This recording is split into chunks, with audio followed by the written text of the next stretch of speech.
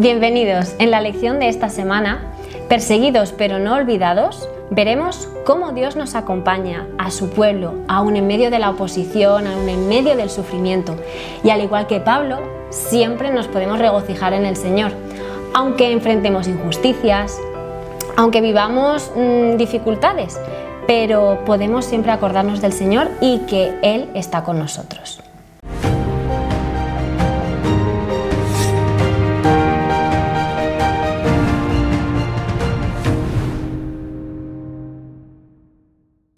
Bienvenidos al repaso de la lección de Escuela Sabática. En esta ocasión tenemos como invitada a Marleni. Muy bienvenida. Muchas gracias por la invitación, Iris. Es un privilegio poder conversar sobre la fidelidad de Dios aún en medio de las pruebas. Así es. Te agradezco que hayas aceptado esta invitación, así que siéntete cómoda para contarnos un poquito, pero antes que nada vamos a orar. Así que invito a todos los que nos acompañáis para que estemos dirigidos por el Espíritu Santo. Gracias, Padre, por este espacio, gracias porque tú colocas en nuestros corazones las ganas de hablar de ti y queremos que en este momento estés presente para que podamos aprender un poquito algo nuevo y a poderlo aplicar en nuestra vida. En el nombre de Jesús, amén. Amén. Muy bien, Marleni, pues para iniciar nos gusta empezar que nos cuentes un poco ya directamente desde tu experiencia personal en Cristo, que nos puedas acercar a tu vivencia. Y la primera pregunta va enfocada en que si en tu vida has tenido algunas situaciones en las que hayas tenido que lidiar con algunas injusticias, con algún tipo de prueba y como que se muestre una posición contra ti, ya sean críticas, por ejemplo. Y entonces, ¿cómo tú intentas regocijarte en el Señor, que es en lo que va a ir dirigida el repaso de esta lección? ¿Cómo enfrentas tú ese tipo de situaciones? Bueno, la verdad que sí, he pasado momentos difíciles y lo he enfrentado a través de la ayuda del Señor. Cuando enfrento críticas, lo que hago es recordar primeramente quién es Dios y qué es lo que nos ha prometido. Leo textos como Romanos 8:28 y Filipenses 4:4. Son esos dos libros que me ayudan a identificarme como hija de Dios. Qué bueno. Luego también me acuerdo de testimonios de otros creyentes que crecieron espiritualmente aún en medio de las dificultades. Así es.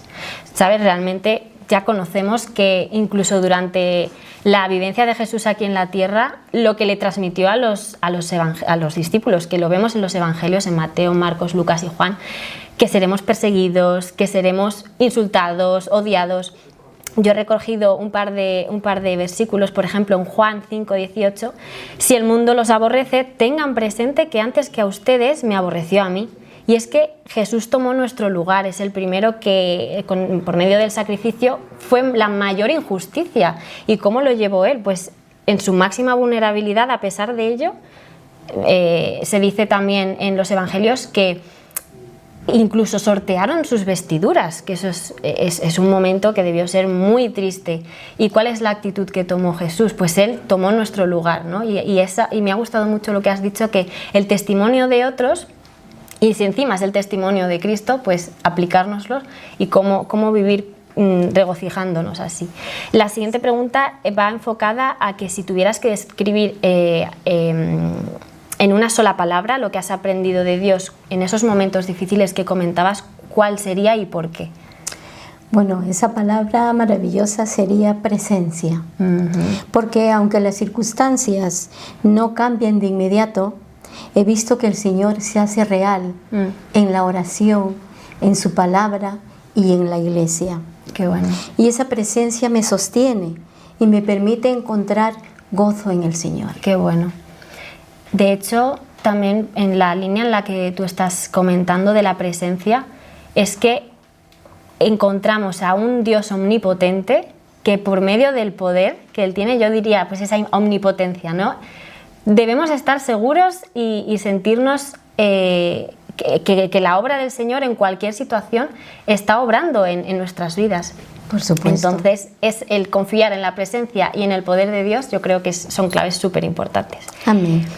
Vamos a pasar a estudiar un poquito más algunos versículos de la Biblia y a ver si nos puedes ayudar a entender algunas cositas. En Efesios 3, Sí. En el capítulo 3, en el versículo 1, nos habla Pablo que se presenta como prisionero de Cristo Jesús. Y en Hechos 9, 16, el Señor anuncia que Él padecerá por su nombre.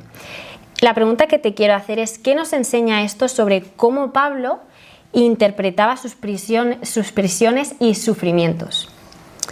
Bueno, pues te puedo decir que Pablo no se veía como un simple prisionero de Roma, sino como un prisionero de Cristo. Y eso significa que entendía su situación real, porque hemos visto también que el Señor se hace real en la oración, como hemos dicho, y aún así podemos decir que Pablo fue con amor prisionero de Cristo, y eso significa que entendía su situación bajo la soberanía de Cristo. Y lo que para otros era tal vez una derrota, para él era un campo misionero. Fíjate, campo misionero.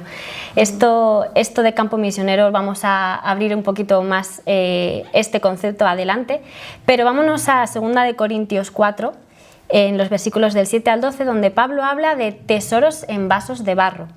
¿Cómo se relaciona esta imagen con la idea de ser perseguidos pero no olvidados?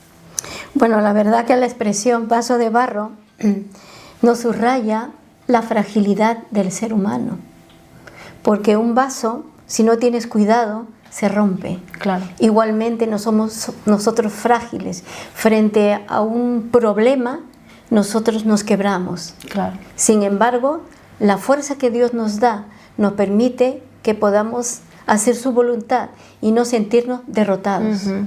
En Filemón, por ejemplo, también en la línea en la que vamos, en los versículos 15 y también con Colosenses, en el versículo 9 del capítulo 4, vemos la historia ahora de Onésimo. Y quería preguntarte, ¿qué nos dice este caso sobre cómo el Evangelio transforma situaciones difíciles o incluso relaciones que han sido marcadas por injusticias?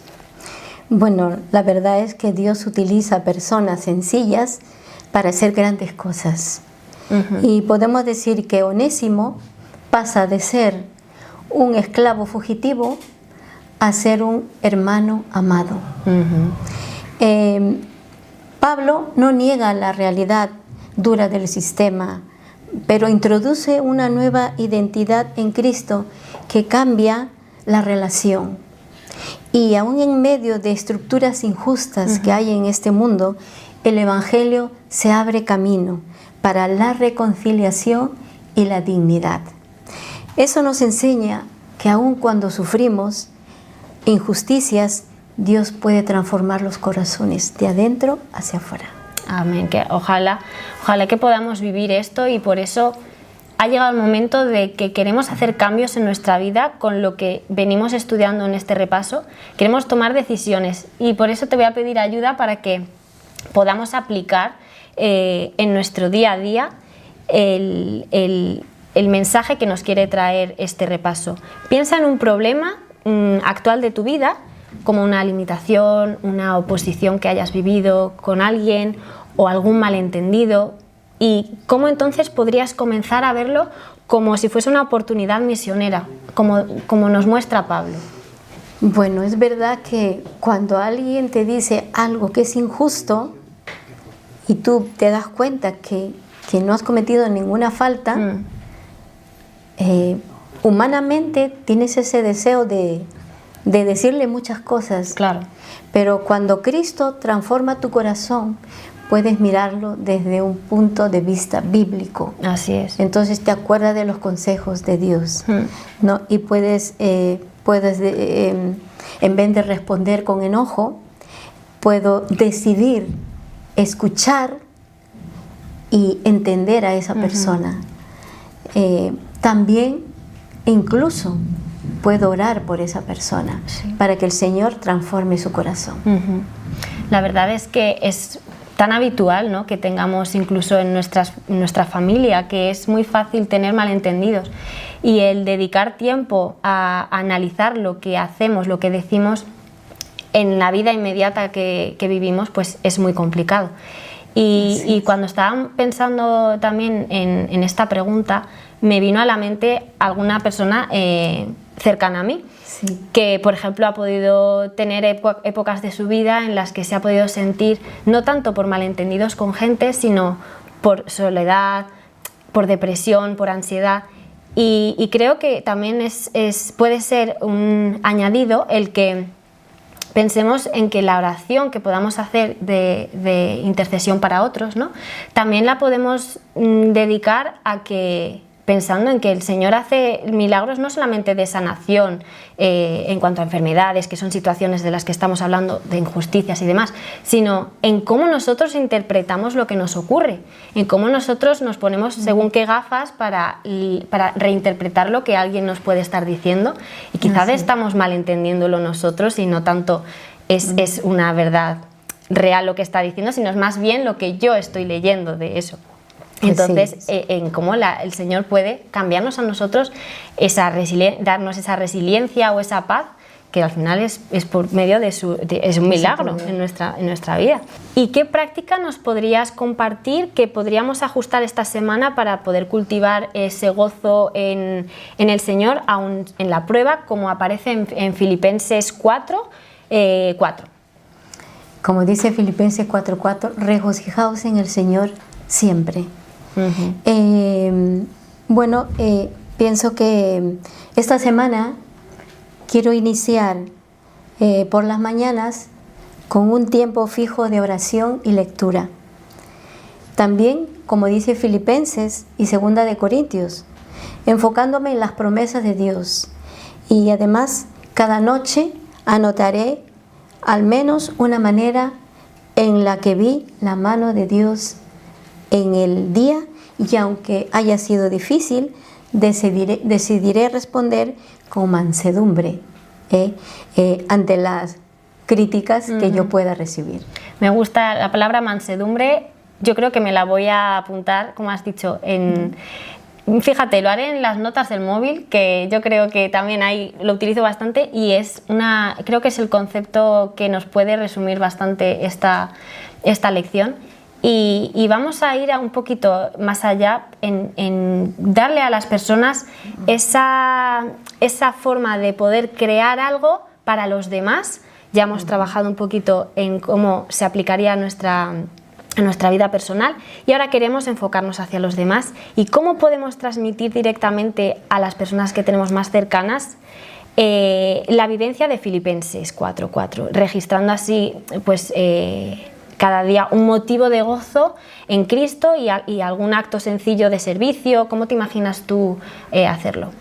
Bueno, yo creo que cuando nos fortalecemos en el Señor, hay otros hermanos que también están pasando por dificultades y en su sufrimiento necesitan ser apoyados. Y creo que bajo esa situación, pues lo que puedo hacer es mandarle un mensaje de ánimo, ¿verdad? Pedir su teléfono y tener una pequeña conversación para darle palabras de ánimo. Así ¿no? es. Pues si lo veo personalmente, claro, tal vez podría también darle un fuerte abrazo y decirle que nos hemos enterado que tienes un problema, pero que estamos aquí, tus hermanos, ayudándote para lo que necesites. Hay veces que a mí me vienen a la mente alguna persona y digo, estoy en un contexto totalmente fuera de esta relación, pero yo confío en que el Espíritu Santo es el que nos está diciendo, oye, un codazo, un pequeño codazo de quizás le viene bien recibir un mensajito, y hoy en día es fácil, ¿no? Por supuesto, Iris. Si como iglesia tuviéramos ahora que escribir una declaración de gozo en la prueba, ¿qué frase te gustaría que dijésemos? Así, ahora que vamos a dedicarle a nuestra iglesia de Alenza una declaración que todos en conjunto podamos compartir. Bueno, algo como en toda prueba, ¿no? Cristo es nuestro gozo y es nuestra misión. Y aunque se nos persiga, creemos que no estamos olvidados, porque su presencia y su propósito nos sostienen. Y esa frase podría leerse en cada reunión y compartirse en nuestros grupos y redes sociales. Muy buena, esa es muy buena. Yo también he preparado una. A mí me venía a la cabeza, es un dicho español que dice nuestro gozo en un pozo. Y entonces frente a eso, que es totalmente lo contrario de lo que queremos compartir, es en el fondo del corazón del creyente que salga a flote siempre la humildad y que fluya la bondad y se contagie la vitalidad en Jesús, en un Jesús eterno en cada uno de nosotros. Amén. Y ya para finalizar con el broche de oro, me gustaría que nos dijeras, después de estudiar esta lección, qué paso concreto detrás de lo que hemos visto hoy para vivir como alguien que puede ser perseguido pero nunca olvidado por Dios. ¿Qué paso darías tú? Bueno, podría empezar diciendo que hoy entrego al Señor ese temor específico frente a las críticas o la pérdida o las decisiones. Que pase lo que pase, seguiré sirviéndole. Amén. Y pediré a un hermano o a una hermana que ore conmigo y me acompañe. Y me comprometo a ver cada situación difícil como una oportunidad para reflejar a Cristo. Me gusta mucho que podamos utilizar la herramienta de la oración para compartir, ¿no? Porque muchas veces en la iglesia oramos en conjunto, pero no hay tantos momentos de compartir en el tú a tú, y creo que es muy importante y ojalá que podamos tenerlo en mente y lo pongamos en práctica. Y por eso, bueno, te voy a pedir que nos acompañes en una oración final y así nos podamos enfocar en pedir al Señor como el ayudarnos a tener pues ese corazón y fidelidad frente a cualquier injusticia y malentendido que podamos vivir. Amén. Bueno, pues hago la oración. Sí. Oremos, Iris. Bendito Padre eterno que moras en los cielos. Gracias, Señor, por la oportunidad que nos das de hablar de tu palabra libremente. Gracias, Señor, porque tú has estado aquí con nosotros y tu Espíritu Santo para que este programa de evangelización sea llevado a todos los rincones.